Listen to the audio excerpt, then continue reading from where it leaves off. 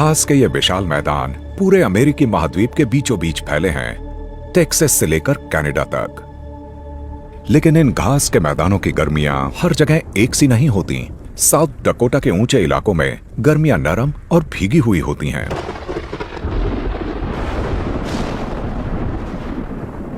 दोपहर की गर्मियों में अक्सर काले बादल छा जाते हैं और मूसलाधार बारिश होने लगती है।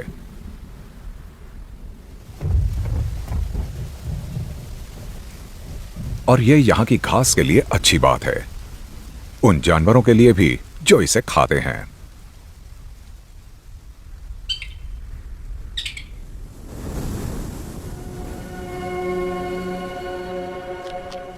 ब्लैक टेल प्रेरी डॉग कुदरत का घास काटने वाला मशीन है। ये एक हफ्ते में करीब 1 किलो घास खा जाता है। गर्मियों में यह हरी पोषक घास यहाँ खूब मिलती है और ये जी भर के इसे खाता है ताकि सर्दियों के मुश्किल मौसम के लिए तैयार हो जाए। ये प्रेरी डॉग ब्लैक हिल्स के किनारे पर रह रहा है। यहाँ बहुत चहल पहल है। कुतरने वाले सैकड़ों जीव यहाँ कई किलोमीटर में फैले अपने बिलों के इस माया जाल में काम में लगे हुए हैं।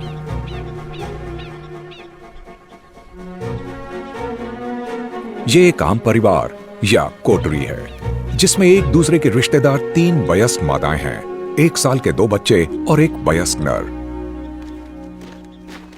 मादाएं एक नया बिल तैयार कर रही हैं। यहां लगातार काम चलता रहता है, बिल को बढ़ाना या फिर हाल की बारिश में हुए नुकसान की मरम्मत करना।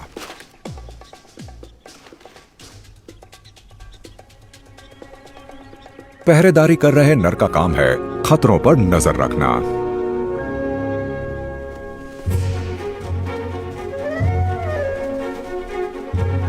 और 1 साल के ये बच्चे दूसरे बच्चों की तरह गर्मी भर धमा चौकड़ी मचाते हैं।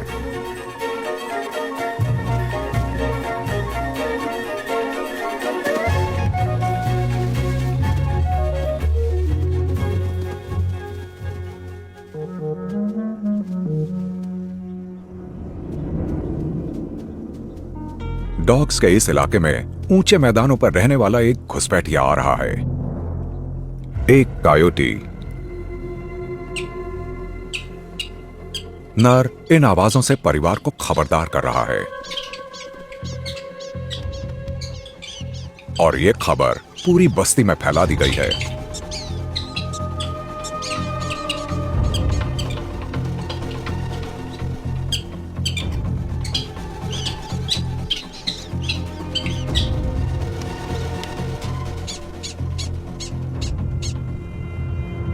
यानी अब इस इलाके में रुकने का कोई मतलब नहीं है। मैदान साफ है। सब मिलकर ये अच्छी खबर फैला रहे हैं। चूंकि खतरा टल गया है, अब पूरा परिवार सुकून से रह सकता है।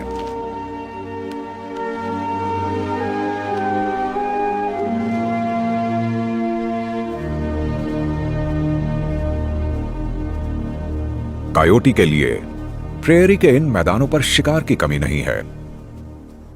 लेकिन यहां से दक्षिण पश्चिम में 1800 किलोमीटर दूर है धरती के सबसे गर्म इलाकों में से एक, डेथ वैली कैलिफोर्निया, जहां खाना मुश्किल से मिलता है।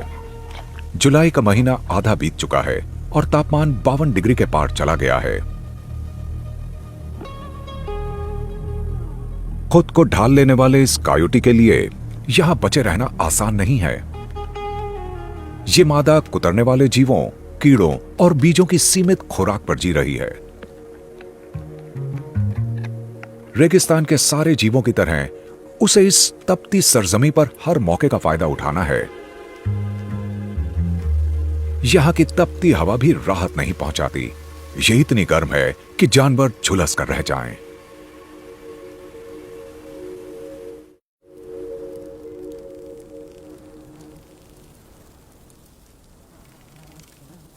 ड्रैगन फ्लाई किनारे पर पेड़ों के पीछे छिप जाती हैं, पर इसका मतलब यह नहीं कि यहां कोई खतरा नहीं।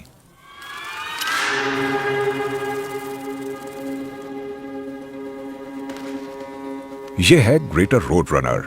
जिस मौसम में बाकी जीव तपिश से बचने के लिए जूझ रहे हैं, यह यहां फल फूल रहा है। इससे जरूरत की सारी नमी अपनी खुराक से मिलती है और अपनी आंखों की ग्लैंड से यह एक्स्ट्रा नमक बाहर निकाल देता है।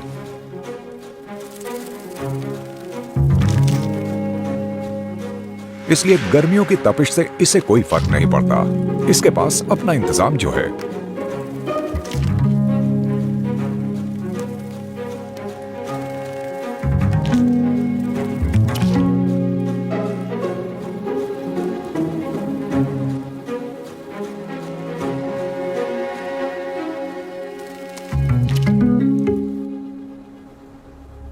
रेगिस्तान में गर्मियों का मौसम एक दूसरे से उलट हालात से भरा मौसम है। दक्षिण पश्चिम एरिज़ोना में जुलाई का महीना खत्म हो रहा है। जमीन तप रही है, पर अब ज्यादा दिन नहीं तपेगी। मॉनसून आ गया है। गर्मियों की तपिश से ऊपर उठी गर्म हवा एक वैक्यूम बनाती है और प्रशांत महासागर से ठंडी नम हवा उसकी जगह आ जाती है। दोपहर ढलने तक इस गर्मी और नमी से जोरदार बारिश होती है। किनारों पर मौजूद तेज हवाएं धूल के विशाल गुबार उठाती हैं, जिन्हें हबूब कहते हैं।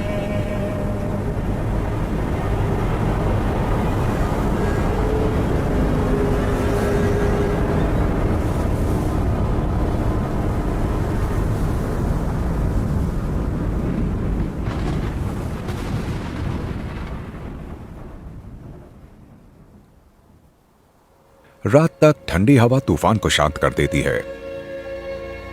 तापमान 25 डिग्री पर आ जाता है और इस वक्त बाहर निकलता है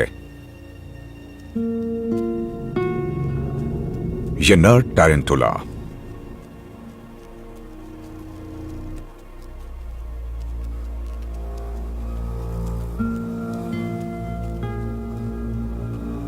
ये रात में निकलने वाला शिकारी ज्यादातर अपने बिल के आसपास ही रहता है, लेकिन आज किसी वजह से यह रेगिस्तान में दूर तक जा रहा है।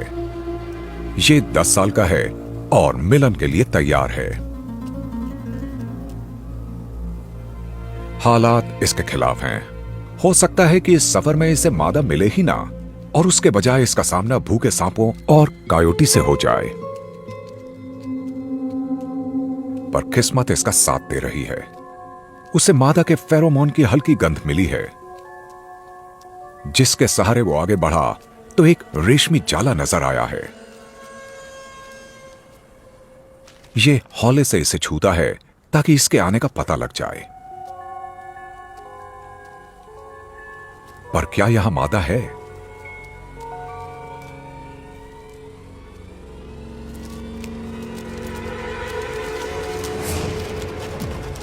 मादा को भी नर चाहिए, पर शायद सिर्फ नाश्ते के लिए।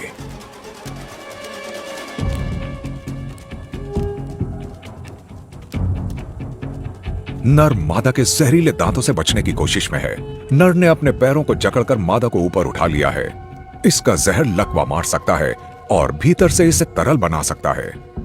पर शायद नर सही पैतरे चल रहा है, क्योंकि इसके छूने से मादा शांत हो गई है। मादा को ऊपर उठाने के दौरान ये उसके पेट में अपने स्पर्म्स का एक पैकेट छोड़ देता है। इसमें वो अपने सिर पर मौजूद अंगों या पेडिपैल्प की मदद लेता है। मादा कई हफ्तों तक स्पर्म्स को भीतर रखती है, जब तक वो अंडे देने के लिए तैयार नहीं हो जाती।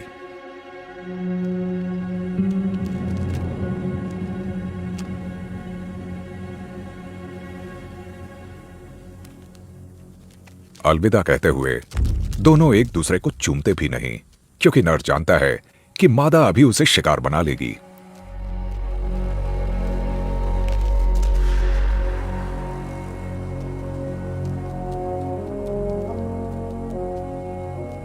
आपको पता होना चाहिए कि कब कौन सा पैंतरा अपनाना है जान बचाने के लिए।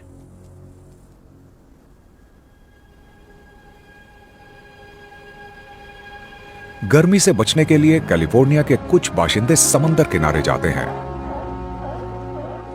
कैलिफोर्निया सी लायन के लिए यह बीच पर आने का वक्त है।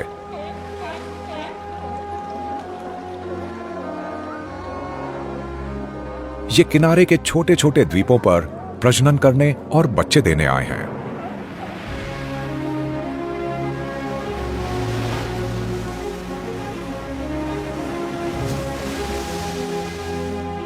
यहाँ खाने की कोई कमी नहीं है।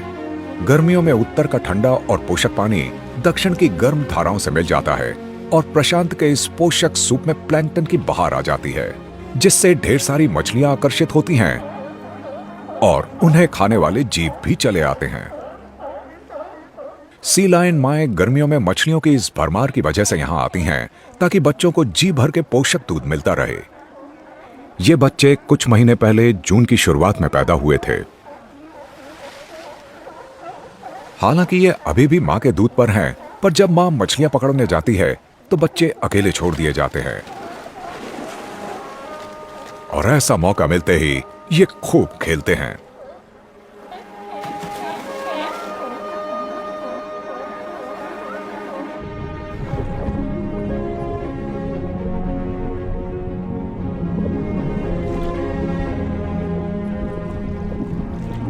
ये अभी से ही तैरने में माहिर बन गए हैं, पर ये सुरक्षित बने रहते हैं। ये उथले पानी और केल्प के जंगल से आगे नहीं जाते।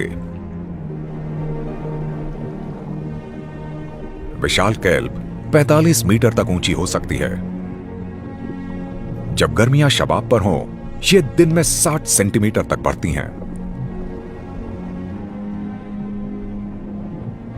एक मेको शार्क करीब आ रही है, पर बच्चे केल्प के जंगल में छिप जाते हैं जहां ये सुरक्षित हैं।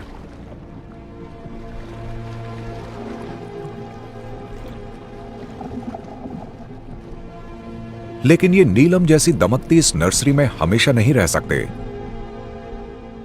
अगले साल ये इतने बड़े हो जाएंगे कि पतझड़ में बड़ों के साथ दूर उत्तर में खाने पीने की भरमार वाले इलाके में जा सकेंगे।